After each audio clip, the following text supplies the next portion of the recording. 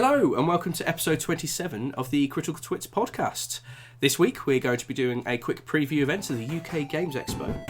Held in Birmingham.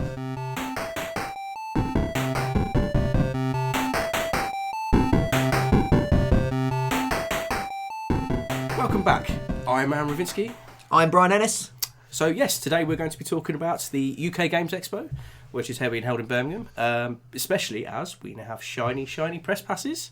Very shiny press passes. So shiny they dazzle us with all their gleaming insider information and white privilege. Yes, welcome to our sellout episode. Yes. But the UK Games Expo then, probably give you a bit of background on it would help so you know what it is, because it's going to be about a week after we put this podcast out. It's being held over the weekend of the 3rd to the 5th of June. In Birmingham at the NEC in Hall 1 this year, which it used to be held in an actual Hilton hotel.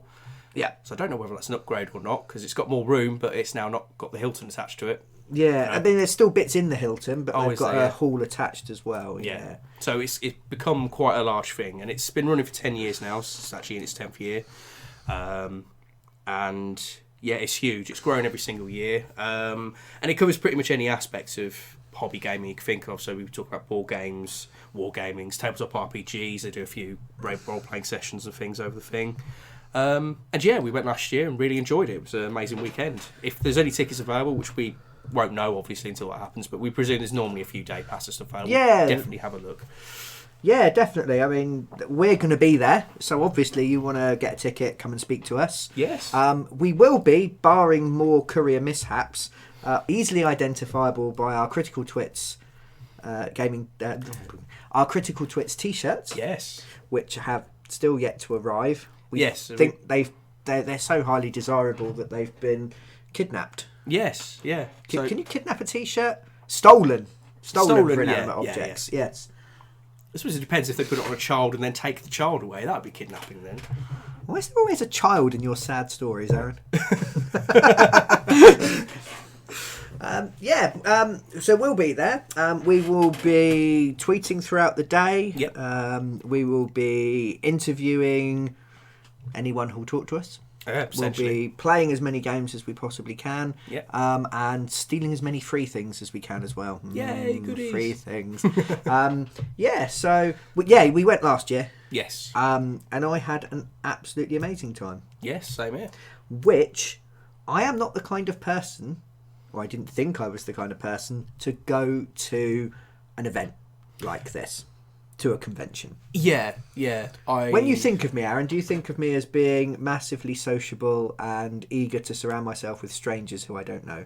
No. If you want a reference, listen to our Dice Masters podcast. Where I spent the entire time going, I don't want to play other people, don't want to play competitively, don't want to have to talk to someone to trade some cards. Yeah. And I'm the same, to be honest. Large crowds of people and just stalls of stuff wouldn't necessarily entice me, I wouldn't have thought. No. But there's loads of things going on there. There isn't just people demoing the latest games they've got there, which that is an awesome thing they do. They do demo games, so you can actually go and actually have a go and play on a lot of stuff, and you'll get led through and guided by somebody who, normally the creators actually, which is very nice. Always like having been able to talk to the person who created it. I mean, we'd done Dragon Meet the year before. Yeah. Which is a day. Yeah. And this was like, I kind of wanted to go, but kind of didn't want to go. And then everyone else wanted to go when I mentioned it. Yeah. That's why I went. And as I said, I had a great time. Yeah, I bought far too much stuff. Yeah. As did our friend of podcast, Rob. Yes. Who actually pretty much gave himself a hernia trying to carry his stuff just up the stairs back to his flat after the event. And that was after, because they do drop and buy stuff where you can bring things, a sort of swap meet type stuff, but they'll hold your stuff to one side for you to pick up at the end of the day. So he hadn't had to carry it around all day, and he still struggled. Yes, yeah. I mean, as you said, it's a mixture of sort of previews, shops, and gaming-based events. Yes. All sorts of stuff. Should we dive straight into what we're looking forward to then? Yeah, that makes sense. You're talking about new things, so I'm going to start with a brand new thing. Yeah. It's sort of brand new. A couple years ago, Chaosium, the American role-playing game company, kickstarted the 7th edition of Call of Cthulhu. Oh, yes. Yeah. Now, in the ensuing 2 years, I think it's 2 years, may even be 3. I think it's 2. In that time, they have undergone a management change. Yeah. They have had all sorts of difficulties related to fulfilling that particular Kickstarter. But finally, the company appears to be in good health. Yay. And for the first time to buy at retail, Kickstarter backers have now had their shiny games and all their shiny new things. Awesome. The books will be available. I've talked to them, Yeah. sent them an email, had a chat. I'm going to try and grab some time to interview and talk to some of their people while we're there, which should be good fun. But yeah, the books are actually available. And I'm very, very excited. Yeah. Yes. I'm a big Call of Cthulhu fan. Yes. Yeah. The very first campaign, the very first roleplay game campaign beyond like a one-shot thing that I ever played with Aaron was a game of Call of Cthulhu. It was, yeah, actually. I thoroughly enjoyed that. That was a interesting aspect of role-playing I hadn't really been down before. Yeah, sort of horror. Yeah. I mean, for those not familiar, very, very briefly, Call of Cthulhu is the horror roleplay game, basically, based on H.P. Lovecraft, hence the Call of Cthulhu, named after one of his stories. And we played a Victorian set. No, we didn't. No, we played modern day setting. We played a modern day setting. I used some elements of a Victorian setting that I used before and advanced the timeline 120 years. Yes. Yeah. That's why I got confused. Modern day setting, and we used in that, Aaron probably won't remember this, but we used the quick start 7th edition rules that they had released at the time as part of as one of the stretch goals for the Kickstarter. I vaguely remember it being brought up. Obviously, I had no concept of what that was at the time because it was very new to me. But yeah, I vaguely remember it. Now, Chaosium are never the kind of people to revolutionise between editions. But what they do is they update, they modernise, they smooth, they streamline, and they did quite a few things in there that made the game a lot easier to get on with and a lot less looking at really weird abstract tables and such like. They used a luck statistic that I really quite liked because sometimes when you're running a role-playing game, you're like, well, it'd be really mean if this happened, but it could be funny. And then you've got to decide. I don't like making decisions. So, as a DM, I would say make a luck roll. Yeah. And get the players in. If they roll badly, well, that's their fault. It means we don't maul you at the end of the evening, actually. Yeah, no, it's nice. It's not me picking on you, it's just what the dice said. Yeah. And it's just a cover for my psychopathic desire to crush your characters. There are lots of little things that they've done. The books look really nice. Yeah. Yes. And so, the first thing I will do that morning is make a beeline on the first morning is make a beeline straight for their stall and buy up new Call of Cthulhu. Yeah. Very excited. Cool. And I'm really glad that they're still going. I know they've had their problems, and I hope that everybody managed to get what they wanted, which I think they have fulfilled everything. Do you know what the problem was? This may not make it in, but it might be interesting. No, it's interesting. They didn't factor in postage. Really? So as simple as that? So they were posting like 10 kilogram boxes of books to Japan, and they charged people like $6 postage, whereas the actual postage was more than the person's actual pledge amount. Yeah. And that got them into serious trouble. Yeah. Well, it seems to be, from what they've said, one of the main sort of factors. Yeah, I can imagine so, actually. Yeah, because. But what's really good is the company was sort of founded, and the game was originally designed by Sandy Peterson. Don't know if you've heard of Sandy Peterson. Name rings a bell, but I don't know. He's kind of the granddaddy of Call of Cthulhu. Yeah, I've got an image of him with like a tentacle face, sat on an underwater throne, rolling oddly shaped dice into people's minds. He is now back as part of the team. It was his lot that came in and took over and restarted the company, essentially. Yeah. And I like a lot of the things that they've been doing, and a lot of things sound very positive. So I'll be looking forward to talking to them. Yeah. And it's been 10 years. It's just over 10 years. I think it's 2004, 2005 for the last edition, for 6th edition. So that's So big. it's probably going to be the biggest update that the game's had in a long time. Yeah. Cool. I've got to look forward to that then. Yes. Let's try it out. Yeah. Yeah. Well, maybe some demo games going on. I don't know if they've got demo games going on. I know they're selling me things. So yeah, definitely looking forward to checking out the Chaosium stand. Yeah. And buying shiny things. Yeah. I think I'm just looking at a lot of mine hinge around buying shiny things. Yeah. Yeah. I may become the magpie of the podcast. Aaron, what have you been looking forward to? Let's have a look. I'm going to mention a game that I've just seen come up on the news thing today. Okay, cool. Well, I don't think it was today. Cutting edge, up-to-date news. Well, it might be a couple of days old. Breaking. We interrupt this transmission. But there's a new card game type one that's coming out on a day called Game of Blame, which I'm quite looking forward to. Game of Blame. Game of Blame. Oh, I like that. Yes. Essentially, you are all playing various advisors to a queen. Okay. So, the war correspondent, the politics guy. Yeah. And the queen is pissed off. Okay. You've all fucked up royally. A pun, Aaron. Hey! The first podcast pun of the day, and it wasn't me. And you are essentially trying to pass the buck. So you're trying to get the others executed. You're trying to... yeah. Really? Essentially, yeah. Okay. So you're trying to either point the finger at somebody else as being the one most responsible for the stake, or change your job. So I couldn't be responsible for that. I don't do that. That kind of thing. Okay, cool. Apparently it's based on Cheat. It's like another card game. Yeah, I've thing. heard of Cheat. Yeah, I don't know it well enough to pass any judgments on whether that's a good Yeah. thing or not. But the read up and the setup on the box and everything, all well, I saw on the website. It reminded me very much of Series 2 of Blackadder. Okay, yep. So, Melchi and Blackadder arguments type thing I feel is suing. And I feel that'd be quite a nice thing for us as a group to have a simulated argument. Yeah. I feel like we need that occasionally. I feel like there's sometimes it's probably a role play group thing or a gaming group thing. Yeah. Because you're all there to have fun. You don't want to be the person to ruin the fun. No. So sometimes grievances don't get aired. And Yes. it's nice to sometimes have a little bit of an argument that's a game and a bit of fun. Yeah. But yeah, no, it's a pre-Kickstarter thing, so they're opening the Kickstarter for it later this month to expand on it a bit.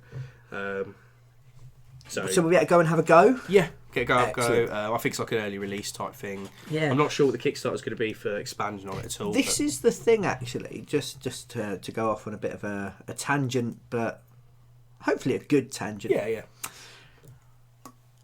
There's not that many opportunities to try new games without buying stuff. Not at all. I'm really liking this proliferation of board game cafes. Yes, they're lovely. Because that sounds absolutely awesome. I've not actually managed to get to a board game cafe. I know you visited a couple. Oh, I visited one of the ones in London. I went down for my birthday and had a go, in which I played Suburbia, which I just picked up because my wife absolutely loved that and really enjoyed the game.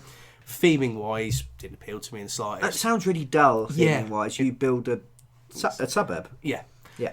But playing the game, there's lovely little mechanics in it. It's very satisfying building things up and putting things in the right places and stuff. But I wouldn't have ever given that a go anywhere else. Yeah. Managed to play the... But you got to try it without investing. Yes. And therefore we went, actually, this is much better than I anticipated. And that's one of the things I like about these big events. Yeah. You can go, don't know about that. Can you show us how it works? And quite often there's, there'll be stalls, there'll be things, there'll be people that take you through games. At Dragon Meet, I bought a load of Guild Ball because we actually finally played a game of it. Yes. Because they were normally too busy in the other events, and that's nothing against them at all. No. They're victims of their own success in that case. Yeah. So we managed to grab them and have a game, and the moment I played a game, I was like, this is great, I want it, I bought it. Yeah. Because I have no willpower. Yeah.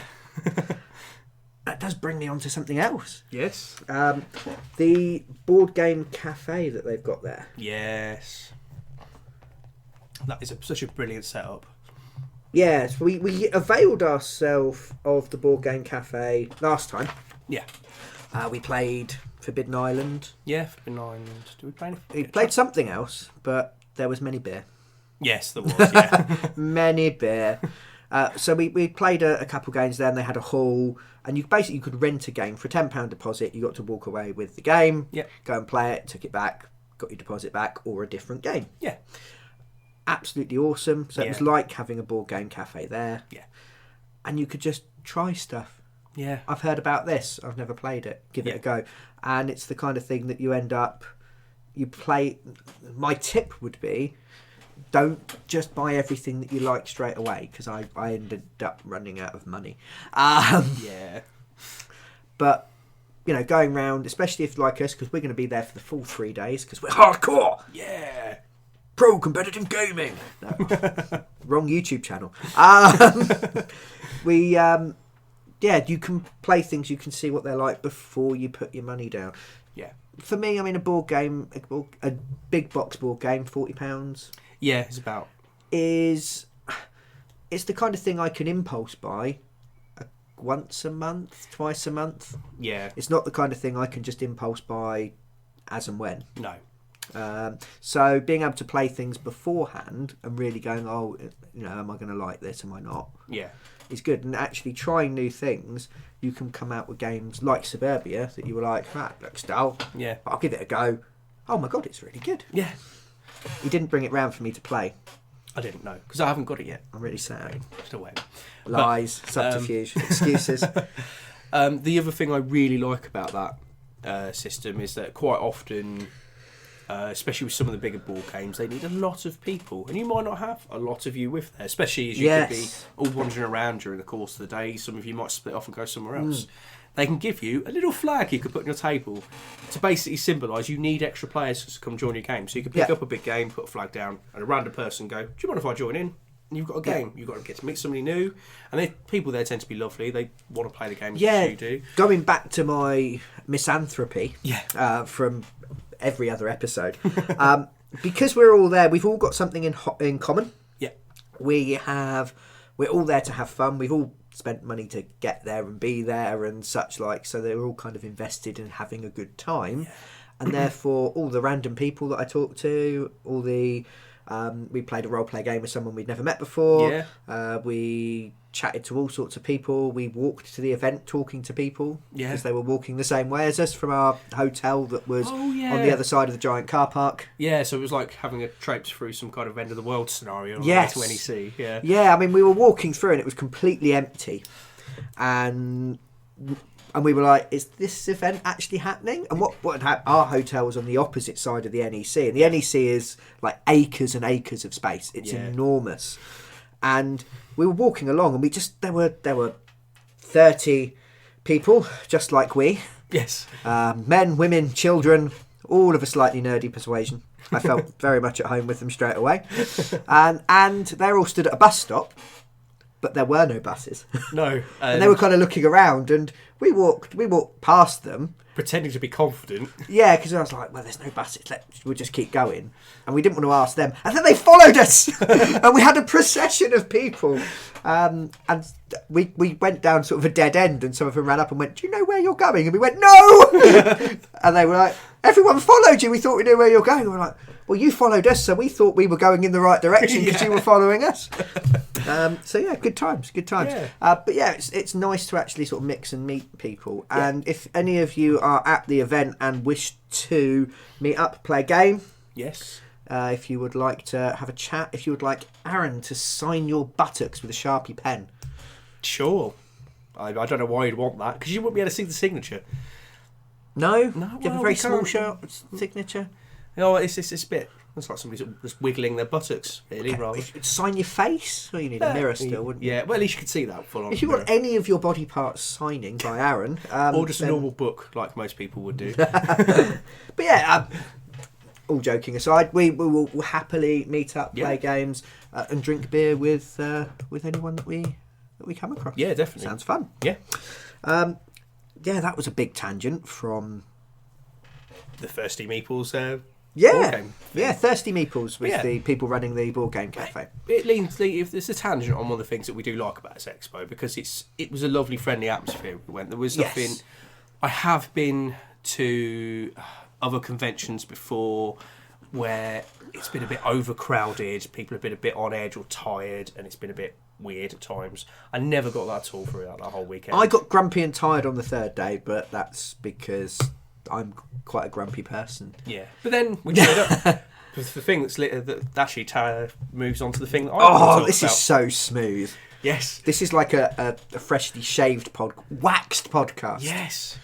So that was weird. Why am I talking? Yeah. So on the third day, when this is happening every day over this convention, we went to see John Robertson's The Dark Room. Yes. Now it's Dark Room 2.0 this year, but we should probably tell you what the Dark Room actually is. Aaron's looking at me like he wants me to No, I'll happily go into it. Caress the baton of speakiness. Yes. +1. Yes, so The Dark Room is a kind of stand-up comedy / game that John Robertson has created and performs at. It is based on the old 1980s text adventures. Ah, yes. Games that hated your grammar and hated you. Yes. Known for their pickiness. Yes. Especially with verbs. Yep. I do not know how to pick up. I do not know how to get. Collect the item. Yes, well done. Yes. Yeah.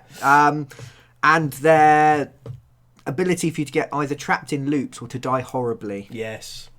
Yeah. Very pedantic games. Yeah. Loved me a text adventure as a child. Yeah. I had a Hitchhiker's Guide to the Galaxy text adventure. You can get that on the BBC still. Which I played at such a young age. I hadn't even read the Hitchhiker's Guide to the Galaxy or seen any of the TV show or anything, and that's what got me into the Hitchhiker's Guide to the Galaxy. Yep. If you look across to your left, you'll be able to see my Hitchhiker's Guide to the Galaxy, collection. fairly well thumbed and slightly battered. That's my second collection because the first lot died because I read them too much. Yeah, I was on. And I got into them because of a text adventure. Yeah, and that text adventure was the epitome of horribleness to you.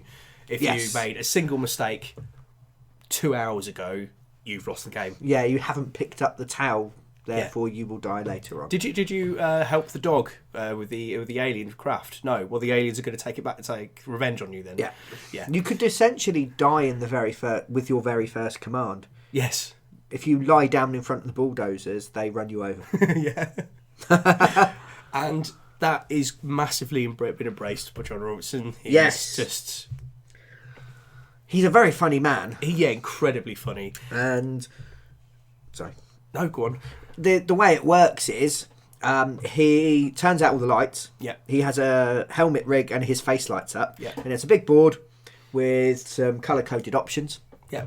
Picks one of the people to play, and there is a prize if you can complete the Dark Room. There's a cash prize. Yes. Quite a hefty cash prize in actual fact. Yeah. And apparently only, I think, 2 people have completed it.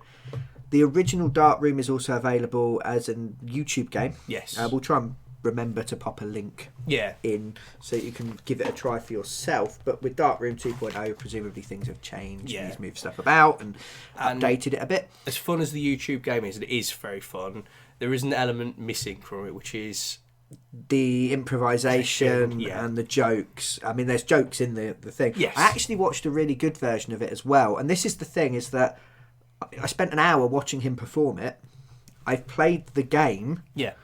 I have used the game as a teaching aid. Yeah. Yes. Brilliant. Yeah. When we were talking, I can't remember what we were talking about, but it fit at the time. Yeah. And I then watched him Twitch stream it as well. Yeah. Yeah, he's done a Twitch stream, and it was people voting in Twitch. Okay. And then the hive mind won. So whatever got the most votes, would go and do it. But he was, he's got quite an acerbic kind of style. Yes. Kind of mean games master kind of style. Incredibly so. And what I thought was great is that the Dark Room. So how does each participant work in the Dark Room? What does he say at the start? Well, you awake to find yourself in a dark room. And by sort of the second or third go, everyone in the audience knows his responses. Yeah. But it's not boring because people join in. Yes. And he's encouraging kind of that participation. Yeah. It is dark, it is horrible, it's quite surreal and silly in places. Yeah. It's got some very silly humour and some very silly puns and such like. So 2 of the options are check pockets. Yeah. So with a CH, and one is Czech Pockets CZ. Yes. Czech Pockets. Your pockets were made in Czechoslovakia. Well, this has no relevance to the game, or whatever it is he says. Really funny, really quite dark. Yeah. And it was a great time. And he knows his games. Yes, he does. Yeah. He knows his audience. There are gamers. Yeah. He's telling jokes for us. Yeah. In a way that I'm frankly quite jealous of. Yeah. But funny, he's got a stand-up show on YouTube where he does the dark room and some stand-up and show bits. That I actually showed that to my family, sort of said to my dad, sort of thing. So he can't go see it, unfortunately. My mum came in the room, was watching it, and was laughing along throughout the whole thing. Yes. So even if you're not massively into games, there's a lot of gaming in jokes and stuff in there. But he's also funny enough that even if you're not that kind of inclined, you'll still find it very funny. Yeah. I was hurting from laughter. Yes. You can book your tickets in advance. When you book your tickets for the Game Expo, you can actually book your event tickets in advance. So we have booked our tickets for Sunday afternoon or Saturday after Sunday. I think we did Sunday. Yeah, because it's nice. It's something different at the end of the... Yeah. When you're tired and you need a rest, it's a good way of getting your energy back. It's like Brian said, we were all kind of exhausted by the end of it. We'd obviously been drinking and stuff like that. So two of our group had fallen out. Yes. Well, one had fallen ill, one had exploded. Yes. And then we were incredibly refreshed and ready to carry on when we came out, because it was just a great thing to do. Well worth seeing. He does tour and stuff as well, so if you can't see him at the Game Expo, you can still see him elsewhere. Yes, and well worth it is. But there was a great sort of party atmosphere to the whole thing. It was great fun. Almost be worth it's the kind of thing you could go and see more than once if you were so inclined. Yeah, because he's spinning off the audience's reactions. Yeah, people can go in all sorts of different directions. I mean, there'll be the same sort of typical mistakes that people make at the beginning. Yeah, because the more obvious routes turn out not to be. Yeah, but you could still sit there and still have fun. Yeah. Cool. So that was Dark Room 2.0. Yeah. One thing as well I'm looking forward to seeing is being able to have a playtest of the Dark Souls board game. Oh yeah, I've forgotten that was there. Regular podcast listeners, Twitter Army. Remember when I tried to make that a thing and YouTube wouldn't let me? No. Friends of podcast. Friends of podcast. Friend. Hello, friend. Maybe not. That's a bit weird. Now, people who listen regularly will know that we are all big Dark Souls fans. Yes. Apart from Aaron, who's a small Dark Souls fan, but he really, really likes it. Yeah. No. They've just kickstarted what is the biggest board game ever on Kickstarter. So it's the most money they've ever taken for a kind of board game thing on Kickstarter. Broke all sorts of records. I think they ended up with £3.5 million. So what's that in American dollar monies? Over $5 million monies? 5 million, yeah. That's a lot of dollar monies. Yes. They will be demoing the game. Cool. They will be there to talk to. The company doing that is the same company that does Guild Ball. Yes. It's the same company, Steamforge Games. Yeah. And they launched Guild Ball as a Kickstarter. Yep. And have gone from strength to strength, releasing extra things, extra bits and pieces, and they're on to sort of their season 2 pack with a campaign mode and all sorts of stuff. They've done it. I trust them to deliver. Yes, yeah, they understand. Wouldn't give a random person 80 of my Earth pounds. No. 88 of my Earth pounds, including postage. That's a lot of dollar pounds. It is a lot of dollar money, isn't it? It is a lot of dollar. That would be $150 monies, roughly. Yeah. This is great for American viewers. Yeah, I'm so glad we're reaching out to our transatlantic brethren and sistren. Is that a word?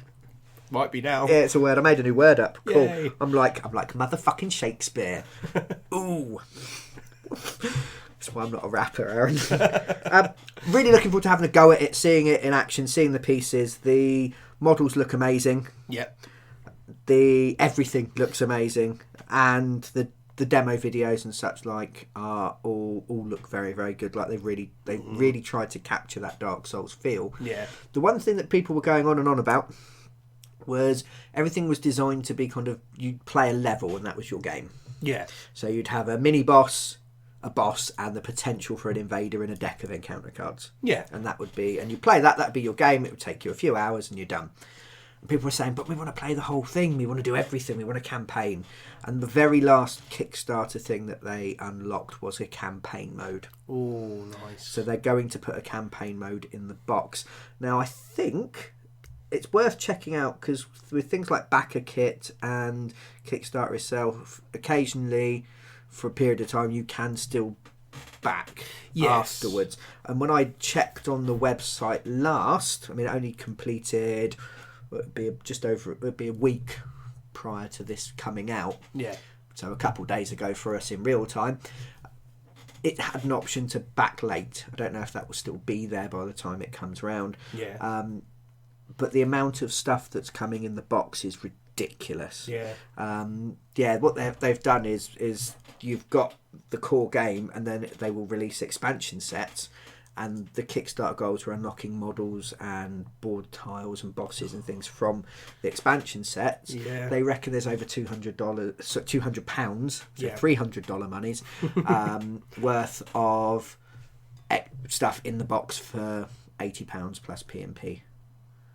So it's well worth if you want it. Try and get in on it now. You'll save yourself money. Won't be out till early next year, but you'll save yourself money in the long term. And that's the kind of thing I can see us having a campaign of. Yeah, definitely. Definitely. Yeah. Aaron's very excited. I am actually. I'm really looking forward to that. I'm looking forward to giving that a try. Am I the only one of us that backed it? Yeah. Am I the only one of us with a job or something, actually? Yeah. Apart from Rob. Well, technically, this is my job. You poor bastard. I've seen how many flumps we earn. Yes, so looking forward to the Dark Souls board game, having a go, having a look, having a lick of the things when no one's looking. Yeah. Just gently nibbling on the corners of the Iron Keep. Well, that's potential, I suppose. Get frustrated. I was going to chew the board. Well, I was going to say the Dark Root Basin, but it sounded a bit sexual. You don't want to chew someone's Dark Root Basin, do you? No. This is why I'm not allowed to talk normally. Yeah, that kind of leads on to the other thing I'm looking forward to doing. Yeah. Is actually joining in on another little mini RPG campaign. Okay. Because we did it last time we were there. Yeah, but an adventure rather than a campaign. Adventure, yeah, not a campaign, yeah. Wrong. Me don't word good. Do apologise. That's right, that's right. Yes, yeah, having a little mini adventure. Because it's not... It's very often that when, obviously, we're playing a game, one of us has to be the DM or GM or whatever you want to call it. We never get to all play together. No. All be players in the same game. No. Fiasco is probably the only one where that does happen, but we're not... It's not to the taste of everyone in the group. No. Whereas an actual system is. And it's nice to try something where we didn't. I can't remember the name of the one we tried last year. We played Numenera. Numenera, that was the one. We gave that a quick go. Yeah. So again, it's a nice chance to give a new system a quick run through and things like that. Yeah. It's obviously dependent on the skill of the person who's DMing, because they're all volunteers who tend to run these games. They do get a bit of a kickback. Yeah, depending on how much they do, they get free tickets or they get some food or, I don't know, groupies, massages. Well, they might do, yeah. I suppose if they Bag role of play dice. that. You are now a slave girl, rub my back. Yeah. If in the future, when I'm very poor, I would happily go and volunteer and run games all weekend to be able to go. That'd be quite nice. Quite fun. Yeah. Yeah, no, I quite enjoyed doing that last time. Again, it was a nice way to meet somebody else. Yeah, I think it cost us like £2 each for a 4-hour game on a Saturday afternoon. It was good. Which allowed us all to sit down and join in and play a game together again. Like I said, 'cause it's very rare that we actually get to do that. Yeah. I quite enjoyed it. Yeah, it was fun. Then they have all sorts of games. Again, you can book them in advance. Yeah, that little sign-up sheet at the entrance. And you can book them online as well if there's things that you can see. One that we might have a look at if there's spaces. Yeah. Pathfinder, who took over D&D when D&D went rubbish for 4th edition. Yeah. So it's essentially it's what I consider Dungeons and Dragons now. Yeah. 5th edition has sat on my shelves gathering dust for quite some time now, actually. Because I just can't be bothered. Incisive journalism. Paizo Publishing have a new sort of campaign arc. So they're open games, they're open campaigns that they're running. They are doing The Blight, which has a warning on it on the Board Game Expo, not suitable for young people. Oh, I was saying they're quite family friendly for the most part. So yes, this is sort of no under 14, so I doubt it's going to be super sexy or super gory, but with a bit of an edge. They've kind of gone embracing kind of a darker campaign arc for that, and the first game in that campaign is available for people to play. Well, that'd be quite cool. So that might be good. We might try and get ourselves going on that. I think that could be quite fun. Yeah. It's not just role-play games that you can join in. Oh no! There are all sorts of tournaments, yes. From Netrunner to Ticket to Ride. I wanted to say Just Trains. And friend of podcast Joe will be doing the Dice Masters tournament. He will indeed. And next week we're going to get him back on and we're going to talk to him about his preparations, and we're going to play a whole bunch of Dice Masters in the next week to give him a hand, sort of train him up. One of the things that I saw that looked quite fun is a 100-player game of Settlers of Catan. Really? Yeah. Now, they've done these other gaming expos. The Board Game Expo, I think, was there were 15,000 entries. Yeah. So 15,000 attendances with 10,000 unique people. So 5,000 of those or whatever went for more than one day kind of thing. Yeah. Is that making sense? Yes. Yeah. Cool. I worded well. Yay. Good wording. They've done these with like 1,000 people at once at Essen and the really, really big game things. This is like a test, a sort of run through in preparation for next year having an even bigger game, but it looks to be about 100 people. Yeah. All playing at once. So those of you who don't know, Settlers of Catan is a passive-aggressive game for arseholes. Oh my god. It's quite cuddly. It features Amish-looking people colonising an island, building roads and settlements, and trading goods between the players. And everything's kind of pastel-coloured and quite nice. Yeah. And everyone plays for the entire game. It's very Eurogamery in that way. So the European style of board game where everyone plays for every turn. You don't necessarily know that you're losing massively or someone's massively ahead. Yeah. Because your score system, you can see who's winning, but there's could be hidden scores. There's some hidden scores until you reveal and say, I have won the game. So everyone in theory is involved all the way through. Yeah. A lot of the game is based around talking to people. You can mess with people, and there's some light kind of conflict where when you roll for resources, so you have an island made of hexes, you roll some dice, and whatever the number is, so you say you roll an 8, all the hexes with an 8 on generate resources, and it could be wood or sheep or bricks or rocks, which I think is meant to be ore, but we call rocks. Yeah. You've got all these wood. Yeah. Wood. You can, if you roll a 7, there is a robber. You can put him on a hex, and that hex doesn't work anymore until he moves, and you can steal something off of them. Yeah. But in order to be successful, you have to trade goods. It's very hard to corner the market in something or to be able to get everything you need to win. And the game kind of has stages where early on you're looking for certain resources, later on you're looking for certain other resources, depending on how you're playing and that kind of thing. And it makes me angry. It makes me so angry. I mean, I enjoy it enough. I've got the main box is 4 players. Yes, yeah. And there's an expansion for 6. And I have the expansion. And we've played it with more than 4 people. Yeah.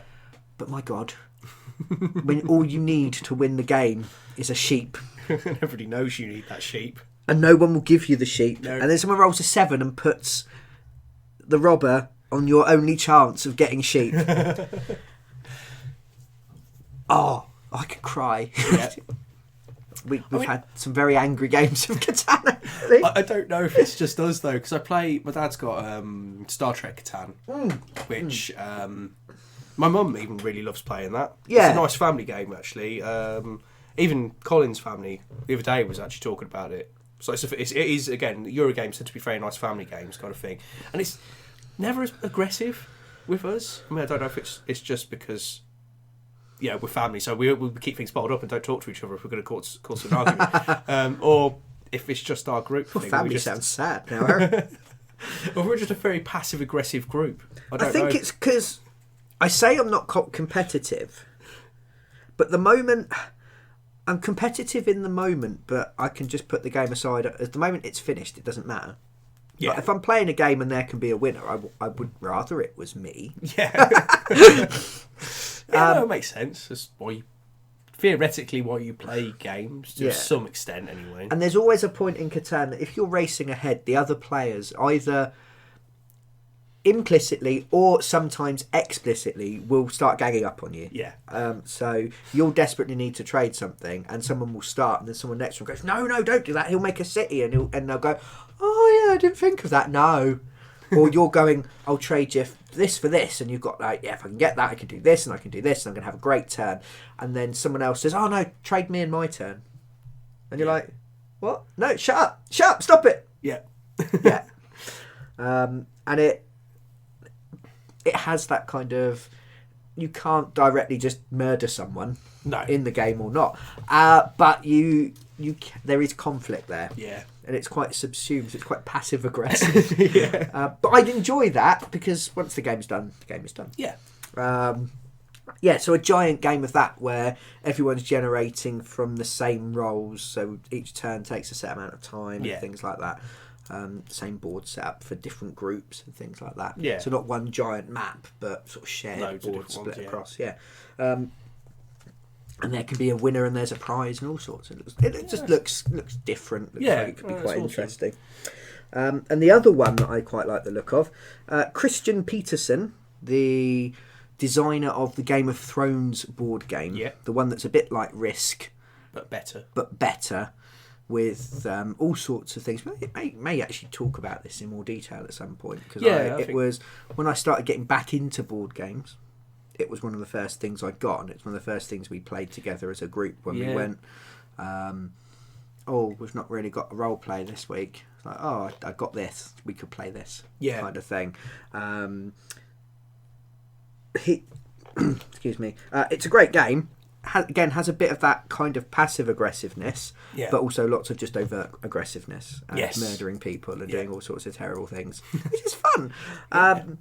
It's kind of like Risk, the modern version of Risk, isn't it? Because Risk itself is fairly... It's redundant now. It's too luck based, and a lot of it comes down to those rolls of the dice. Yeah. I do like a game of Risk, but it's been bettered now. Yeah. Sadly, for it. Happily for us, because we get to play the better games. Yay! Christian Peterson has auctioned off spaces to play him at his own game. Okay. Awesome. I don't think the auction has finished yet. Yeah. And I say this in the future. Yes. I'm really tempted to put a bid in to have a go. Yeah. Yeah. Yeah. Playing a designer at his own game just sounds awesome. It just sounds really cool, because you're going to see someone who obviously knows the game back to front, inside out, upside down, with its pants on its head, knows all the tricks, knows all the things, and will be an interesting person just to hang out with and play a game. It's really good kind of access to these kinds of people that's available. We said we've talked to designers of games, we've talked to people that make the games, we talked to the people that Guild Ball is their game that they made up, and we talked to them directly and said, what should we buy? And they went, this or this or this. Yeah. And having them argue over their teams that they'd kind of lent towards. And this is the thing. We were saying that the Board Game Expo is growing, and it is growing, and I think will continue to grow. I think that now people's fascination with video games being the be-all and end-all is starting to fade. Yeah. And I think people are looking at the internet, which has taken a lot of people's sort of socialising time. I think that again is starting to fade. Either people are getting bored of it, or younger generations they're used to the internet, they're used to talking to people online all the time, and now they're going, what can we do when we actually meet up face to face? And they're looking for other things. And I think board gaming, there's a renaissance there's a growth of board games, kind of a redawning of board games in that way. Yeah. But it's still small enough that you can go and meet these people and talk to these people, and which is great, Yeah. because they are. It's not like it can be. I've been to a video game one. The store runs an expo every year okay. for this stuff, and I've gone to those not as a press but just as a person there. Did they make you pre-order everything? Felt like it. They did make me queue for hours on end for absolutely everything. Yeah. But the people you meet there are the PR and marketing department? yeah, and they're excitable and they're happy about it, but it's fake. And you can tell they don't really know what they're talking about a lot of the time. Some of them do, but some of them are just fakely passionate about the stuff. When you talk to... I'm going to keep going back to the Guild Ball guys because there are links, but it's been the same with every single one we've come across. The guy who did Aeronauts and stuff was the same. They've created this game. They're happy about it. They're excited. They just want people to have a go. If you walk away and don't buy it, yeah, all right, they're probably a little bit sad, but they don't come across like, no, you played it, cool, yeah. They've got to talk to somebody about something they've created, and that passion is lovely to see. And that whole expo is like that. Yeah, it's just lots and lots of people geeking out about the things they really, really like. Yeah. And that's good. Yeah. I like that. Yeah. It's happy. It gives me permission to geek out about what I'm really, really into. Yeah. Because day to day, most people I meet aren't as into the things I like as me, if at all. Yeah. Yeah. So it's a good way of, just kind of getting lost in your hobby for a weekend. Yeah. Yeah, so that could be a thing. Yeah, that'd be quite cool. Sounds quite fun. Yeah. Have you got any more? We have pre-booked Oh, yeah. a little event, the Starship Bridge Simulator, Yes. which I don't know about the rest of you guys. I know me and Colin are quite big Star Trek fans. And so the idea of actually being able to command a bridge of a starship is makes me slightly happy in the pants, to be honest. I'm kind of expecting fistfights over who gets to be the captain. Yeah, I think that is going to be the case. I don't want to be the captain, to be honest. No? You want to be... Let me think. You want to be Scotty. You want to be the engineer. Yeah, a little Yes! bit. Yes! I know you so well. I promised myself I'd do a podcast without singing. Too late. Yeah, it's gone now. But yeah, no, I'm really looking forward to it. I don't actually know what's going to happen there, 100%. No, There's not much of the way of lead through.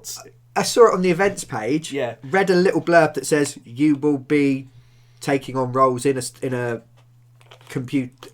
sort of set. Yeah. It was under the LARP activities, the live action role playing Which activities. I've never done anything like that before. Again, that's another reason why I'm quite Yeah. excited. So I'm expecting a decked out thing with some computer terminals. Buttons. Yeah, Lighty it's buttons. based on a game.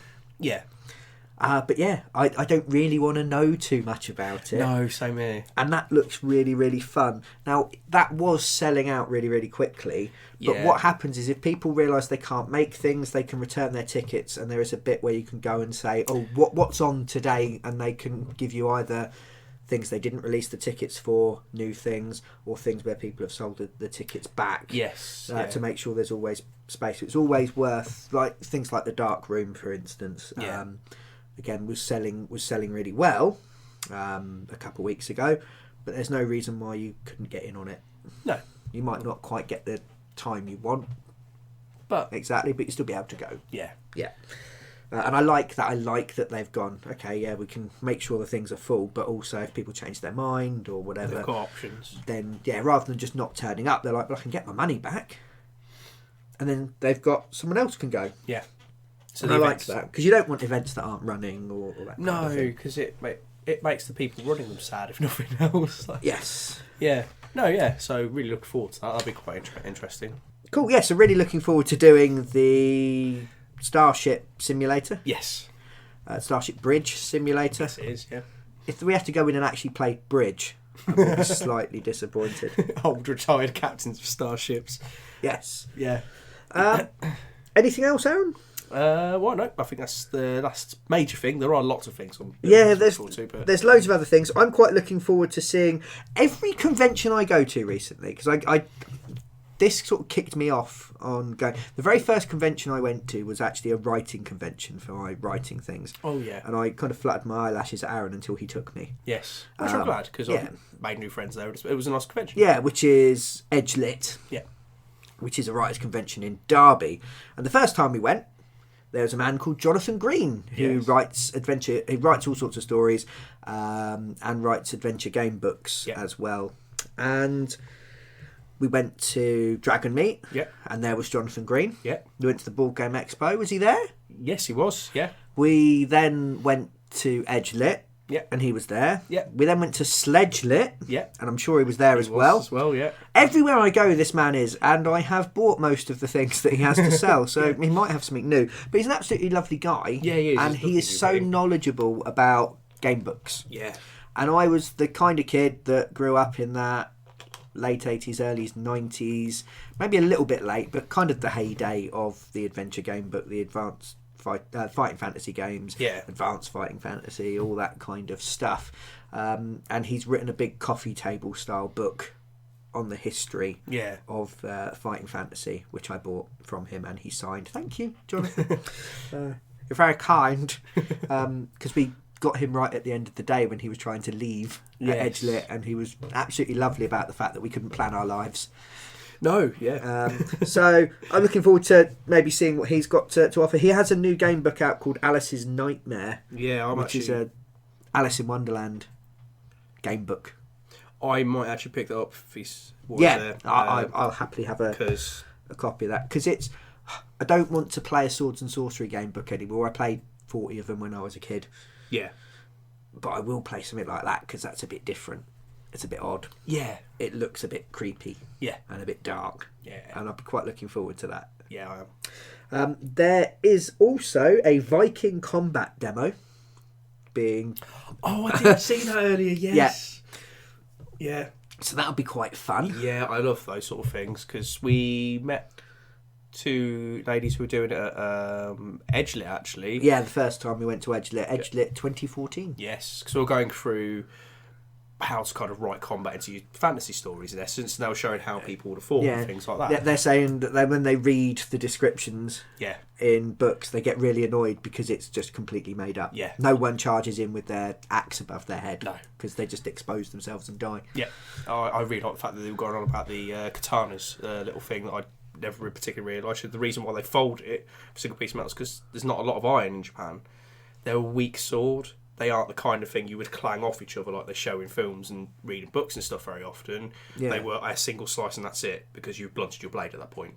Yeah. They're a one-shot item that you would use. Yeah. They're really knowledgeable and stuff, so it would be quite interesting to see if they're the same with the Viking reenactments, actually. Because I know a few people who are quite into that sort of thing, and yeah, that'd be fun. Yes. Haunting the bar, I've got down here as a thing to do. Haunting... Well, we probably will at some point. We did last year. Should we talk about the accommodation a little bit? Yeah, I mean, that last year, then this is the thing, because the expo is expanding exponentially. Yes. Like my waistline, sadly. As both of us age, we grow more enormous together. Yes. I meant me in the expo, but you look sad as well. It's happening. So last year we managed to get in at a hotel very close by. We won't mention a chain brand because obviously we're probably advertising things and stuff. Well, it's a travel lodge. They ain't paying us to do it, but you know, if you want to chuck us some money. Yeah, so last year we were at Travel Lodge, like within 10-15 minutes it's walk a of the quarter of an hour walk, across the wastes. Yes. But we got a very decent deal on it, and it was for 2 nights. Between 2 people, it came to a grand total of £80. Yeah, which is so nice. £40 a night. It's 40 quid each, £20 each a night. Lovely. Yeah. And obviously there was a bar and stuff there, so we would spend the evenings after the expo at the bar playing games. Yeah. And having drinks and stuff. And they were very accommodating towards that. They weren't, could you please stop playing these weird things like crokinole, flicking things across the bar because you're too pissed? Yes. Or screaming at each other while playing masquerades. Oh, we did. There was a bit of... People got really grumpy playing that, didn't they? Yeah. We were very drunk at that point, though. But yes, we would spend a bit of time propping the bar for the night. Yeah. It's becoming a trend. Colin definitely did.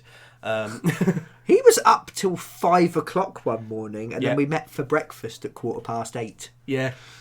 And he did not look well. No. That's why he's the size he is. He's pickled himself from the inside. But this year, we've had to venture outwards a bit to a nearby village. Yeah. Because there is nothing left in Birmingham. There isn't £400 a night. Yeah, the NEC shares a train station with the Birmingham airport, I do believe. Yes. Nothing in the airport or in the NEC, and there are multiple big hotels in and around the NEC. Nothing has anywhere free for us. No. Especially on the Saturday night. Yeah. So please don't go along thinking that you can just find some accommodation nearby. No. It will require a little bit of planning. Yeah. There were lots of offers and deals available, which were really good, sort of some cheap deals. And the Hilton itself, I mean, more pricey than maybe we would have paid, but they gave a discount, etc., etc. Yeah. We booked a month in advance last time and got this really good deal really close. So this time I went, 6 weeks in advance, let's be better. We might get an even better deal, and there was nothing. No. So we're about a 15-minute drive away, which is still not that far. No, and there's plenty of parking and stuff nearby. Yeah, it does mean that one of us has to drive in. Yes. Thanks, Joe. Yeah. Definite friend of podcast. Yes. Taxi driver of Yes. chauffeur of podcast. Yes. But yeah. Indentured servant of podcast. So yeah, haunting the bar might not actually be a thing this year, because we don't know whether the people there are going to get frightened by our weird geeky ways, or if they even have a bar. They do. They have a restaurant. Oh, do they? Okay. It's quite an expensive restaurant. Yeah. Yeah. They do jus and juliennes of stuff. Oh dear. No, that sounds good. I like food. Yeah, but isn't jus like the endemic of that fancy gastro stuff where you get like a square of something with a drop of sauce on and go jus of things with flavour? Jus of things with flavour. Yes.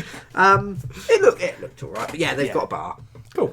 So yeah, we might be. But it's like a coaching in type thing, not quite nearby, that we actually had to book family rooms for, because I had the last 2 twin rooms booked, and one of us was checking on their phone thinking they had a better deal, and then found a reference to rats and cockroaches. Yeah.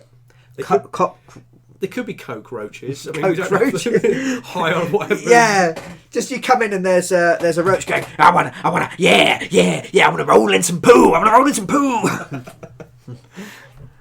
wanna write an album. What else do people on coke do? Just chewing on their own lips. Yes. Yeah. Sad that I know these things. Cockroaches. Yeah.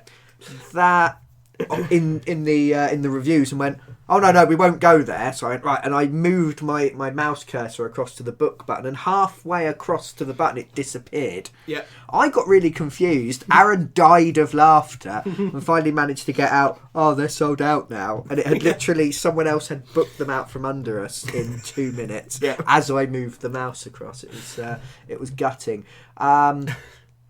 But I don't hold that against the expo in any way, shape or form. To me, actually, it means there's going to be more people. It means our hobby is booming. And the more our hobby booms, some people go, oh, it's my hobby. Oh, I liked this band before they were big. Oh, I used to play Rainer Knizia games before anyone could even pronounce his name properly. Yeah, but the more people that are into it, you'll get some and you'll get some cash-ins, and you might get the kind of people that maybe you wouldn't mix with normally sometimes, to a bit more casual about it possibly.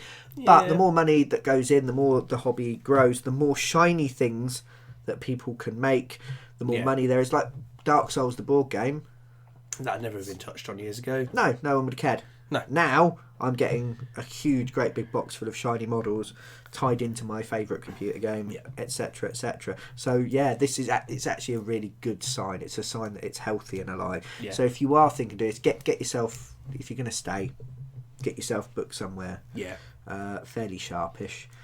I mean, this will be coming out a week and a half in advance, or maybe, if you're nearish, travelling in, that kind of thing. Yeah. One thing we did consider was staying in the centre of Birmingham, where there's plenty of space. Yeah. And training in from Birmingham New Street, which takes like quarter of an hour and costs £2.50 for a return ticket. Yeah, it was... The problem for us was finding parking for that. Yeah. If you're going to train in, then that's Perfect. absolutely fine. Birmingham is just like the rail hub of the rest of the country that isn't London. Yeah. As far as I can tell. Yeah, it does seem to be. Yeah. You can go pretty much anywhere. Yeah. So that's good. Yeah, so just be aware, but think of my tears of frustration. It took us 4 hours to book our accommodation. Yeah. Nobody was being helpful. I hate being the organised one. I'm just thinking, I have a wish list of games I want to buy while I'm there. Really? Yeah. So I've desperately tried not to because I don't have hardly any money. Because I'm a pauper-ish student. Oh, no. Well, what you can do, if you wanted to raise some money, Aaron, is you could actually take games that you no longer play along to the Bring and Buy sale. Good point. I did this last year. I took Arkham Horror because it's horrible. And in Arkham... Ran out of puns. Yeah. I'm finally dry. I took along all sorts of games, some books. I even took along some computer gamey bits. I took along some Fallout 3 and Fallout New Vegas limited edition guides that had sat gathering dust for about 5 years, and I just thought, these can go away. I'm running out of space. Yeah. Chucked a price tag on them. They get chucked in a hall. You've got to sort of book them in the morning. Yeah. And everything sold, and I went along and you could check to see how much of your stuff had sold. So I went, I've got an extra £100, and I just cashed out at the end before we left. Got a big handful of greasy notes. Nice. It was great. Yeah. So I got an extra £100 to spend on games right at the end. And then went round and bought all the Mars Attacks ruins scenery for our Games of Malifaux. That's where they came from. So I essentially traded in the stuff I didn't want for something that I did. Yay. So that could be something you could do. Yeah, that's true. I'll have a look. And there's people selling all sorts of things, from wargaming bits to scenery pieces to boxed games and all sorts of stuff. Yeah. And it was really popular. Yeah. One of the friends of podcast spent more time scouring the Bring and Buy for rare World of Darkness books than he did doing anything else. Yeah. And he had a great time. I'm sure we lost him in there actually when we were supposed to. He booked a ticket for us to go see Darkroom with us. Yeah, and he got lost in there. He was but he was happy. Yeah, I think we'll bring that to a close there then. We hope to see you there, or just hope that you go, to be honest, because it's a fun, nice little event. Yeah, I know we've got some viewers that are American. Yeah. Viewers. Yeah, listeners. they could be listeners, whatever you fancy. If you're staring at the screen the entire time you listen to this, you're a viewer. Some friends of podcast. Friends of podcast. But obviously for our British friends of podcast, it'd be great if we could see you there. Yeah. We are... If you want to talk to us, maybe arrange a bit of a meet-up, that'd be great. Yeah. You can contact us on Twitter, which is @critical_twits. Yeah. You can harass us separately. I'm @TheBrianEnnis. And I'm @Aaron Ravinsky. So you can use those to contact us, have a chat. We'd love to meet some of you people. Yeah. Play some games. Yeah. And that would be fun. Definitely.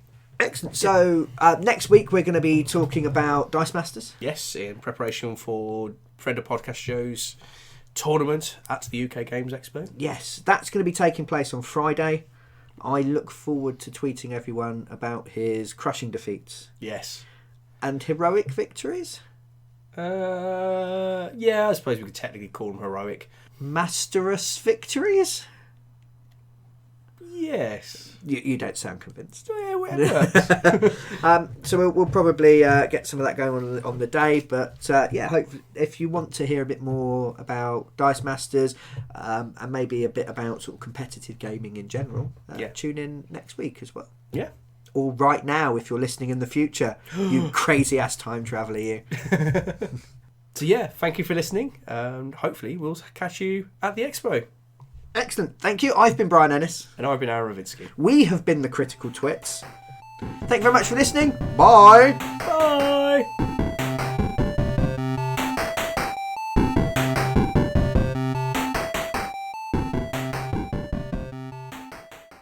We've not explained where Colin is. Colin is dead. Moving on.